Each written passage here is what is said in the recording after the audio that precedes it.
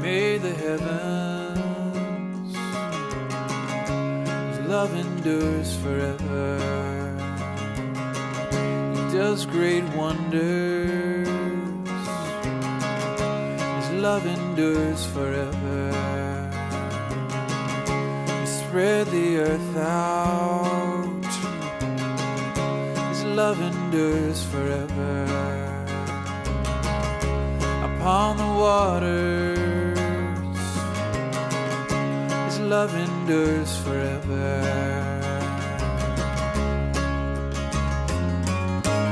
Praise be to the King of Kings and to the Lord of Lords. Praise be to the God of gods. Hi, you guys. Welcome. Thank you so much for joining me. Hi, I am actually doing some chores. And today I just wanted to talk about anxiety. With all that's happening in the world, I can imagine the sort of anxious feelings and fears that may come up among many believers. And I definitely know that we have a God in heaven who we can actually go to for help when it actually arises. So I am just going to share with you how I deal with anxiety, because it can cause not only fears and unrest where you will not have peace, but it can affect your sleep. It can affect the way you feel and function from day to day, and we definitely do not want that. So pressures in our lives can build and pull us in different directions. Now, these pressures pull against our sense of well-being, and anxiety begins to overwhelm us. In my readings, I have come across some different information that will help me, and I have scriptures saved that actually I read to help me to better cope with any anxiety that I may be feeling. And I just want to share that with you. Now, trying to do too much work with too little time can cause anxiety, or too few resources. That can definitely stretch us beyond our capacity. Trying to cope with financial demands of life without, adequate income can also make us begin to feel desperate and anxious. Difficulties in relationships also can lead to deep anxiety and a sense of hopelessness. So what is the answer? We need a perspective that comes from God. So we look to the Bible, His Word. So should we really be surprised by the anxiety we experience in our lives? Well, let's take a look. John 16:33 says, "I have told you all this so that you may have peace in me. Here on earth, you will have many trials and sorrows, but take heart, because I have overcome the world." Jesus warned us to expect stress and trouble in this life. This world is filled with trials and sorrows that generate deep-seated anxieties. The key to dealing with anxiety is to not be surprised when it comes, but to learn how to respond when it comes.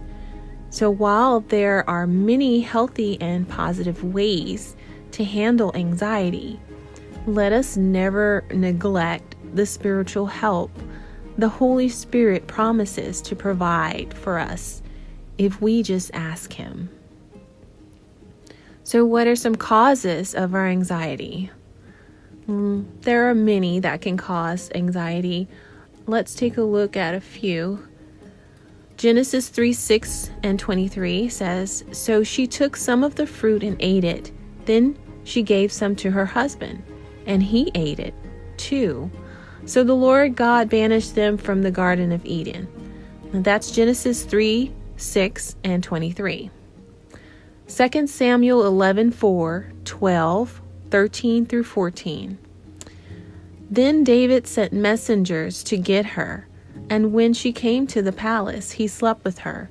Nathan replied, "The Lord has forgiven you, and you won't die for this sin. Nevertheless, your child will die." Anxiety can have roots in things we have done in the past. When we sin, we can bring anxiety along, which sends painful consequences into our lives. Proverbs 21:17 says, "Those who love pleasure become poor. Those who love wine and luxury will never be rich." Laziness and poor planning can also lead to anxiety. We bring that upon ourselves.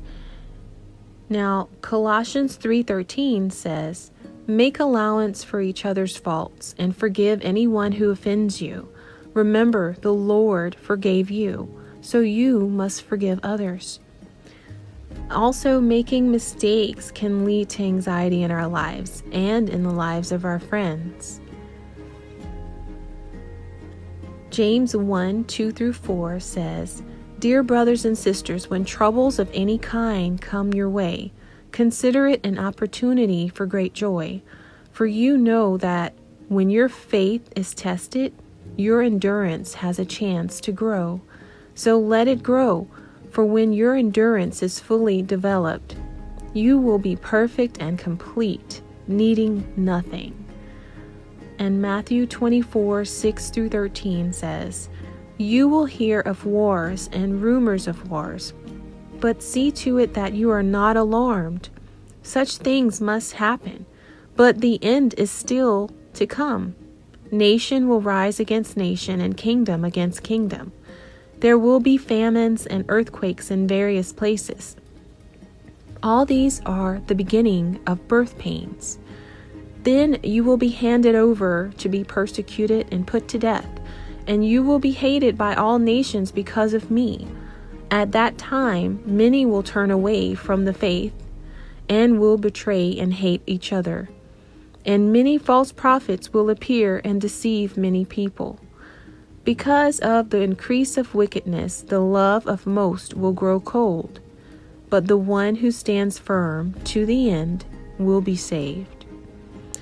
Adversities and the normal problems of life can also cause anxieties. Sometimes anxiety is the result of wounds from the past that were not our own fault. Changes often produce anxieties in our lives. And anxiety can build up when we fail to trust God for help. So, what are some of the dangers of anxiety? Well, looking at Numbers 11:10 through 14, Moses heard all the families standing in the doorways of their tents whining, and the Lord became extremely angry. Moses was also very aggravated, and Moses said to the Lord, "Why are you treating me, your servant, so harshly? Have mercy on me. What did I do to deserve the burden of all these people? I cannot carry all these people by myself. The load is far too heavy." So we see the intense demands of life have the potential to overwhelm us. The expectations, the criticisms, and the scope of needs and responsibilities can threaten to crush even the strongest person. In Matthew 13:22, the seed that fell among the thorns represents those who hear God's word, but all too quickly the message is crowded out by the worries of this life and the lure of wealth, so no fruit is produced. That is definitely a danger of anxiety, losing faith and being so concerned with other things. And we also see in Luke 10:40 through 41, it says here that, "But Martha was distracted by the big dinner she was preparing. She came to Jesus and said, "Lord, doesn't it seem unfair to you that my sister just sits here while I do all the work? Tell her to come and help me." But the Lord said to her, "My dear Martha, you are worried and upset over all these details." You see, anxiety can cause us to focus on the trivial and miss the important. As pressure squeezes our perspectives inward, we lose the big picture. Preoccupation with the issues of the moment can sometimes blind us to what's really important. Well, what can we do when we're overwhelmed by anxieties? Let's take a look at 2 Corinthians 4:9. It states here, "We are hunted down but never abandoned by God. We get knocked down, but we are not destroyed." What we can do is keep going, knowing that God is by our side during times of anxiety and can help us to keep from giving up. In 2 Samuel 22:7, it states, "But in my distress I cried out to the Lord. He heard me from his sanctuary. My cry reached his ears." And Psalm 86:7 says, "I will call to you whenever I'm in trouble, and you will answer me." We can be persistent in prayer, knowing that we can give our burdens to the Lord. Psalm 55:22 says, "Give your burdens to the Lord, and he will take care of you. He will not permit the godly to slip and fall." Isaiah 41:10 says, "Don't be afraid, for I am with you. Don't be discouraged, for I am your God. I will strengthen you and help you. I will uphold you with my victorious right hand." And Psalm 62:2 says, He alone is my rock and my salvation, my fortress where I will never be shaken." John 14:1, "Don't let your hearts be troubled. Trust in God and trust also in me." The first step in dealing with our anxieties is to bring them to the Lord. Only He brings true peace of heart and mind. God's availability and promises provide effective stress reducers for us. Psalm 71:5, "O Lord, you alone are my hope." Who but God controls the future anyway? No one else but God. Who but God has a home for us that is eternal? No one else but God. And who but God forgives our sins? Who but God can give us a life that lasts forever? No wonder He is our hope. Like 1 Peter 5:7, "Give all your worries and cares to God, for He cares about you." Remember that God cares what we are going through. We just have to cast our cares on Him because He can bring us through it.